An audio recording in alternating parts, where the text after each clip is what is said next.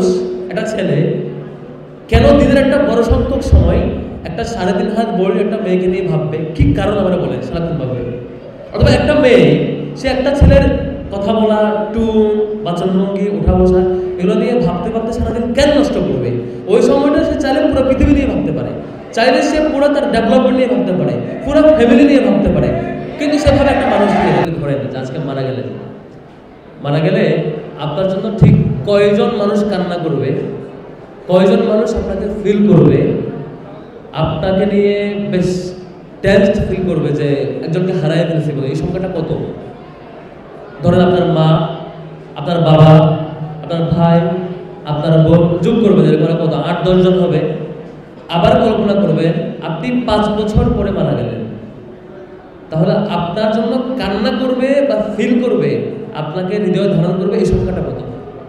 যদি খুব বেশি না বাড়ে এভাবে কল্পনা করতে পারেন, যেমন ধরেন যে আমাদের চাচা বা বাবার বয়সী যারা আছেন তারা যদি এখন মারা যান তার জন্য কয়জন ফিল করবে, আর যদি আরো 20 বছর আগে মারা যায় তাহলে কয়জন ফিল করতো?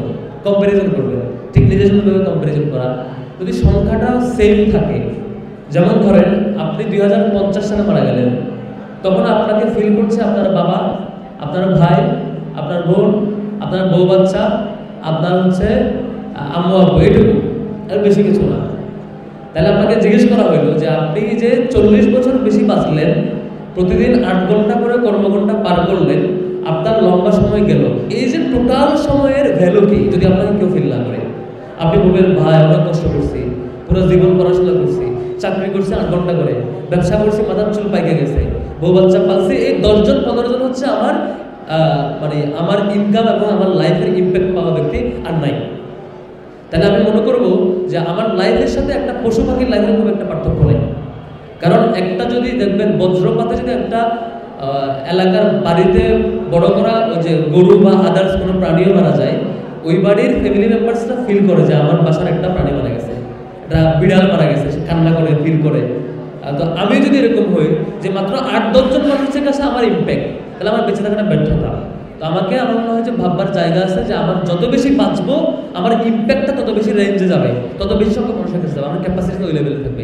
একটা গল্প বলবো, গল্পটা অনেক জায়গায় বলেছি, মুরগি এবং চিলের গল্প, আপনারা জানেন বোধ হয় নাকি? সেটা হচ্ছে একটা মুরগি, একটা চিল ভুল করে ডিম পাড়ছে মুরগির বাসায়। এখন মুরগি মনে করছে এগুলো তার ডিম, কারণ তারও কিছু ডিম ছিল, ওগুলো মোটামুটি তা দিয়ে ধরেন বাচ্চা ফুটাইলো। এখন এই বাচ্চাগুলো মুরগি ধীরে ধীরে বড় করলো, ওই বাচ্চারাও মনে করলো যে তারা মুরগির বাচ্চা। এখন এগুলো বড় হওয়ার পরে এগুলো বেশি উঠতে পারে না, 3-এর চাল পর্যন্ত উঠতে পারে। ওই বাচ্চা ভুলে গেছে যে আমার ডিমটা মূলত ছিল চিলের ডিম, আমি একটু ঝাঁকুনি দিলে অনেক উপরে উঠতে পারতাম।